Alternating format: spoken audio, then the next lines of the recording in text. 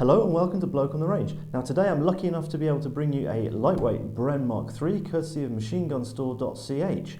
Now the BREN gun series was introduced into British service just before the Second World War. It was a Czech design with input from Enfield, starting from the ZB-26 light machine gun, which was available in all sorts of calibers, particularly 8mm Mauser. Now at the end of the development process it was converted to inches and 303, hence the curved magazine, and replaced the Lewis in British service. Now, during the war, the Mark II was a simplified version, and then in 1944 they introduced the Mark III, which is a lightweight, shortened barrel version intended for paratrooper and jungle use in the Far East theatre. Now, they weren't used that much during the Second World War, but certainly in post-war conflicts like Malaya and Borneo, you see them in archive footage and things like that. Now, compared to the Mark I and the Mark II, it's about 19 pounds in weight as opposed to 23. The barrel is shorter, the front sight is a bit closer to the rear sight, so a shorter sight radius, but we got to have a play on the range with it and actually film it, so I'll be inserting some shooting footage in appropriate moments. So what we're going to do today is talk about the mechanics of it. We're going to have it in bits and see how it all goes together, talk about a few of the differences with the Mark I and the Mark II, and in another video we're going to get down on the floor, grub around a bit with it and show you the differences between how shooting the BREN was taught compared to shooting a rifle, because it really wasn't done quite the same. So I have various helpers around today, which is great, so we're going to bring the camera in handheld and have a look at this beauty. So starting at the business end, we have a cone type flash hider, because at this stage slotted ones were not a thing. We have a British style protected front sight, nice rectangular blade there, adjustable for elevation by replacing it with one of a different height, and for windage by driving it with a hammer and a drift either side. There weren't screw cramps to adjust it like there were for the rifles. Now, moving back here, we have the bipod, which is on this particular one adjustable for length. In fact, the Mark IV BREN is a Mark II converted to lightweight, and that didn't have an adjustable bipod, but we'll look at that in more detail when we take it apart. Here we have gas regulator with 4 different settings. That's the indicator point there, and smallest, second smallest, third, which is the normal usage position, and the largest, which would be sort of for Arctic or conditions where you're not getting enough pressure. So moving back now, we have an attachment point for the sling. Over here we have, they call these fouling ports, and that's so that crap can blow out from the piston. We have gas escape ports here for the rear of piston travel. We have a carry handle that can be up to be out of the way. It can be down, which is also kind of out of the way, and what's kind of cool is that there's a lug on it right here and a notch in the receiver there. And what you can do, which is kind of tricky, is you can pull that out and lock it in like that so that it sticks out. And the original idea behind this was that it was for use on the anti-aircraft tripod to hang on to, but it's actually very good when shooting from the hip. Otherwise, when you're shooting from the hip, let's just fold it back into another position, you can put your hands under the bipod. And the bipod actually locks onto the receiver there.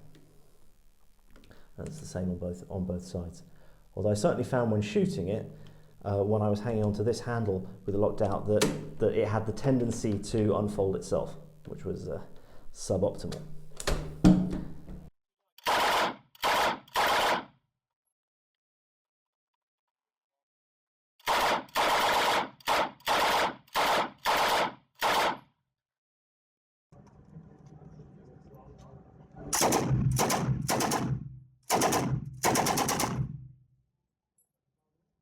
So moving back now, we have the barrel release, which goes up, and when I take it apart, we'll look at that in more detail.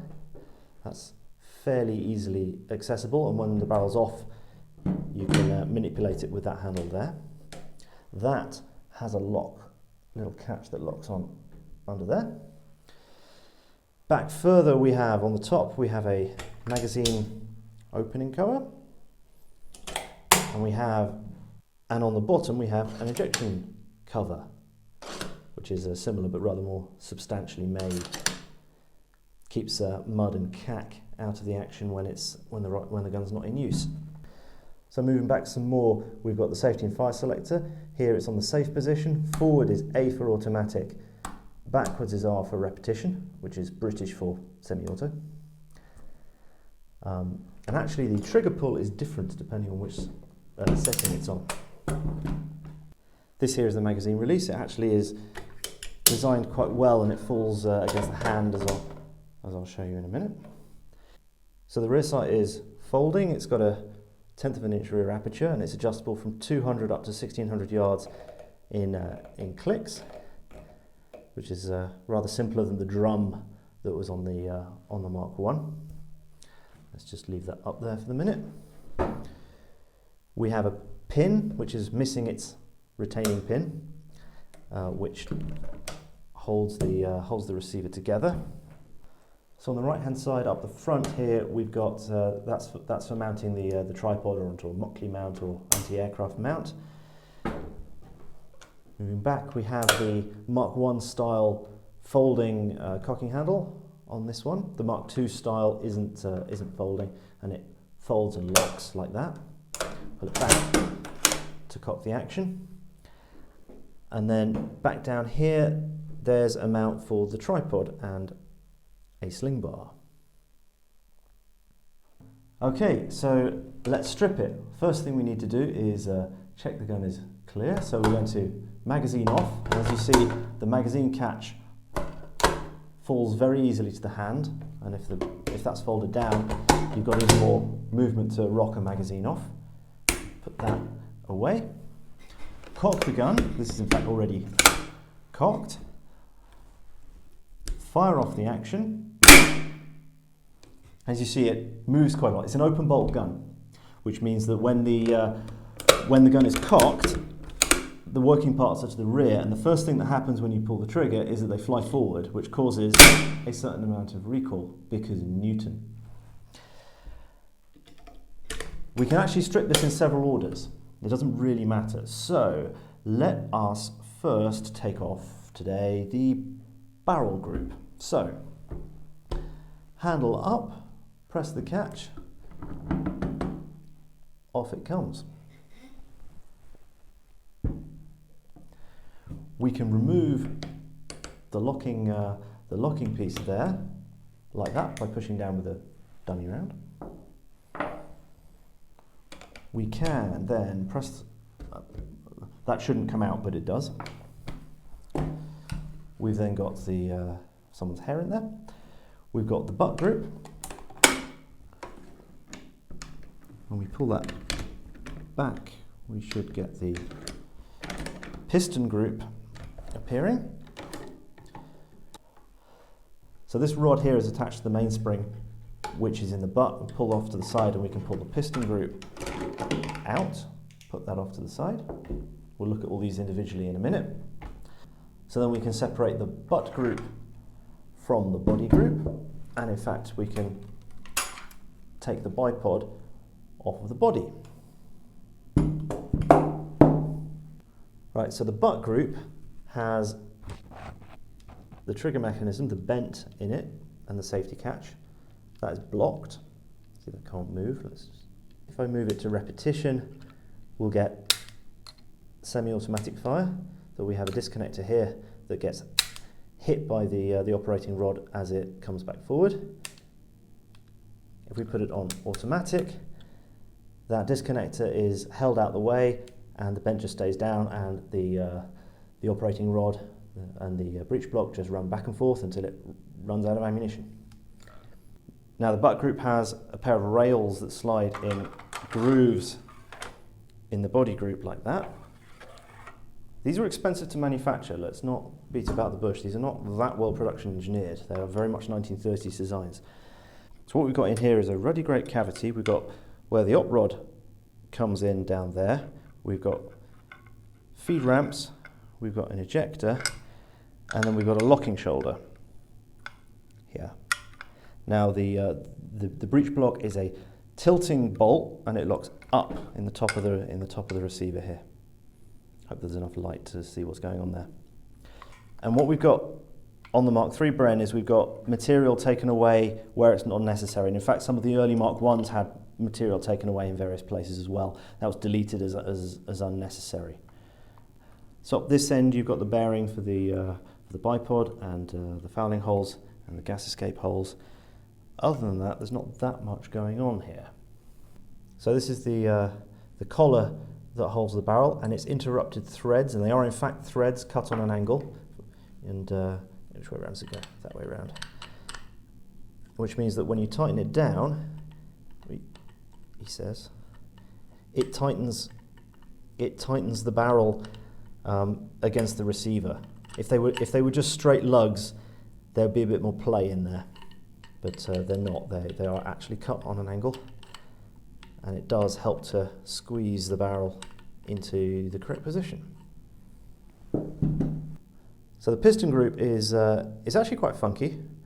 Up the front you've got classic piston head, piston rings, all the way down, nothing exciting there. An ejection slot, because of course this ejects out the bottom. Rails on which this runs, and what I find quite interesting about it is that the breech block is actually captive. It is held quite well on there, and you've got a pair of rails there and some corresponding grooves that mate together, and then the piston post does all the interesting stuff here.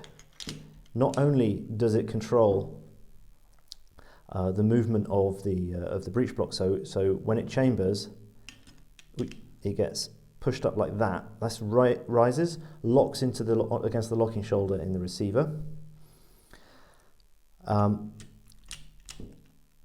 then what happens is that the piston post, it's very difficult to see, the piston post there hits the firing pin, which is there.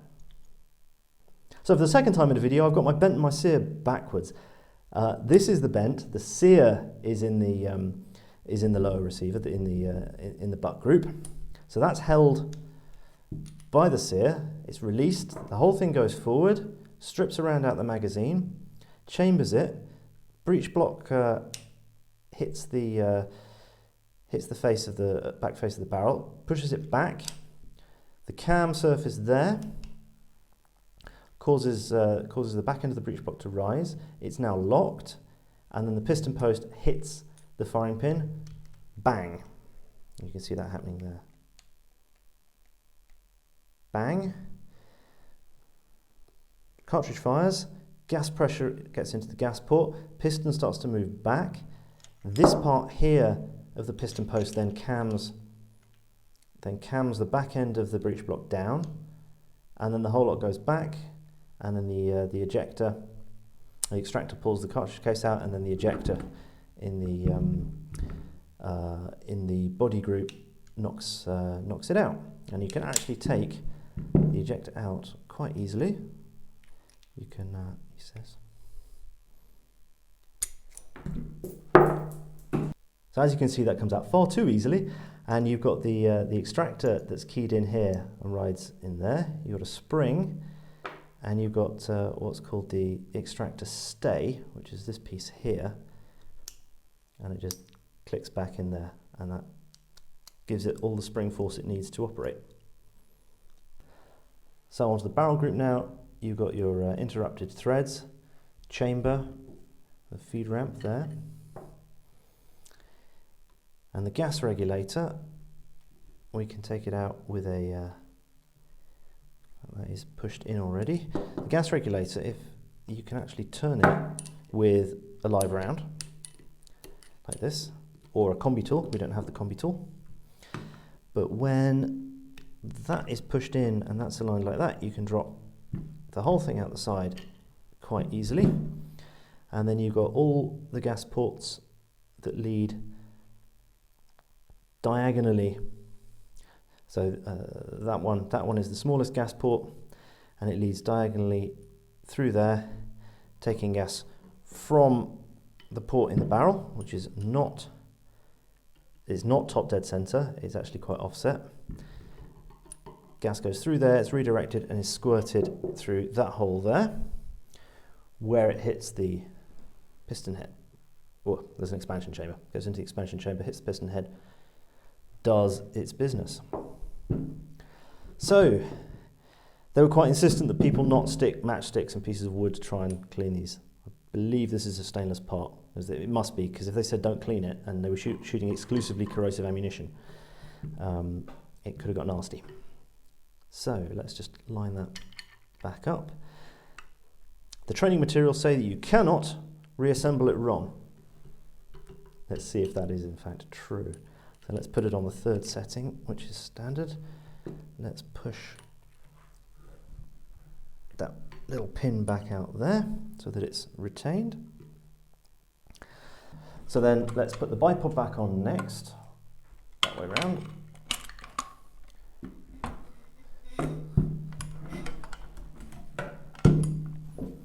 We'll take the butt group, line up the rails there. So next let's put the breech block back on the piston, push that to the side, push that in there. We can then close that up. Let's not quite close it up. Let us put the locking collar back in, and this one's got a slightly sticky catch. What's interesting here is that the same detente that serves to hold the magazine opening in place actually serves to hold the locking collar in, which I think is an interesting bit of design. So making sure that the locking collar is open. What's also interesting, I forgot to mention before, is that you've actually got a dovetail groove on the bottom of the barrel here, this thick bit that goes onto a corresponding rail there. Holds it all nicely in place, making sure that the gas regulator is not out of line. Lock that down, make sure it's locked. On the Mark 1 there's an interlock. There's a safety feature in there that prevents things going off when it's not locked, but not on the later ones. So then finally we put the pin back in and then function test it. So cock the gun. We're on safe, automatic. Now if it's on automatic, it will just keep running like that. If it's on repetition,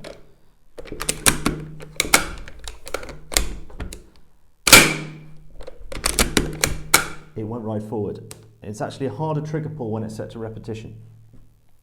And actually the entire body group can slide on the butt group under recoil like this. That's a good quarter of an inch or so of travel on that. Now one last interesting mechanical thing is the last round hold open. So let's just run that forward. This has a really super positive last round hold open. So that won't go. And what happens is when you drop the magazine, it will drop onto the sear. So now it will go forward. It's actually there's a big lug on the back of the magazine here that stops the bolt short of the sear. So let's do that again. So we've been firing, we're out of ammunition, and then all you have to do is replace the magazine and then keep firing. And what's bizarre is if you look at the early training films, their immediate action for an empty magazine was the following. So let's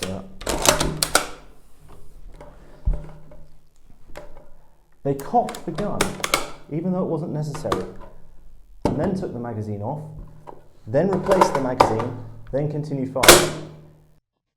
When the assistant puts the 10th magazine on the gun, he calls out 10th magazine, barrel.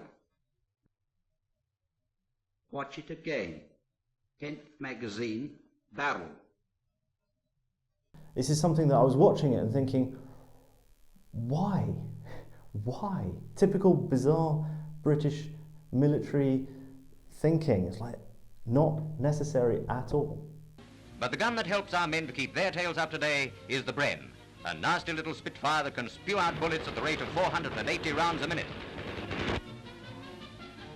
Loading is by magazine holding 30 rounds, a matter of 2 seconds.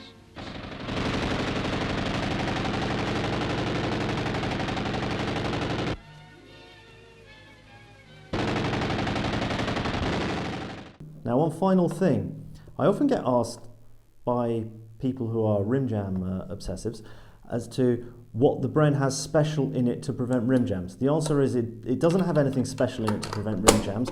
It has soldiers being trained to introduce the ammunition, these are all dummies, look,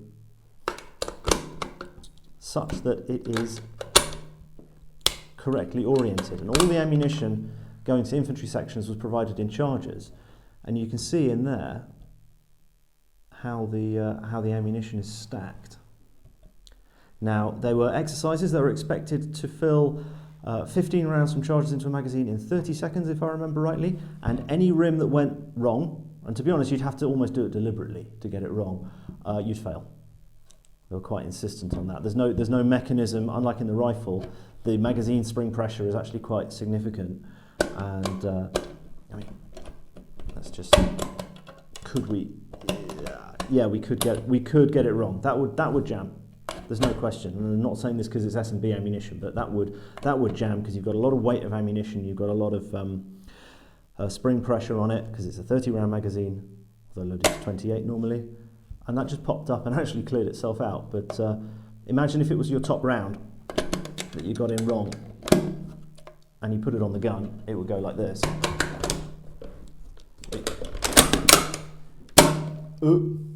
Which lets me show the immediate action drill, which in all cases was cock the gun, which is valid, because you've got to remember this is open bolt. So when you're used to closed bolt guns, there's a certain different mindset with open bolt. If you were to pull the magazine off right now or something, the bolt will fly forward, probably, possibly, depending on the nature of the jam. The safe condition for an open bolt gun is actually cocked. So you cock the gun, which means that the bend is being held by the sear. Then take the magazine off. Then check in your magazine. Oh, it's screwed. And then I can just fix it. And then magazine back on and carry on firing.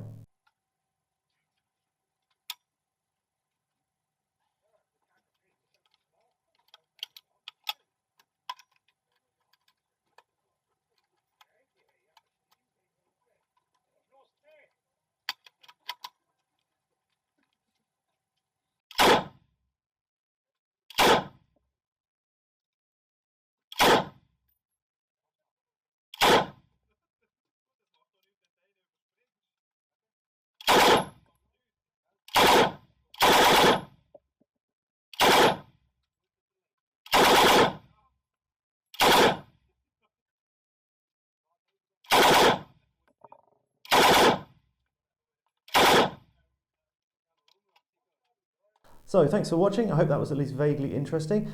Please like and subscribe to the channel. Please give machinegunstore.ch a visit. Please consider supporting us on Patreon if you haven't already done so. Many thanks to our existing patrons for helping to fund the massive quantities of ammunition we put downrange to get the footage on this. And see you again sometime. Bye.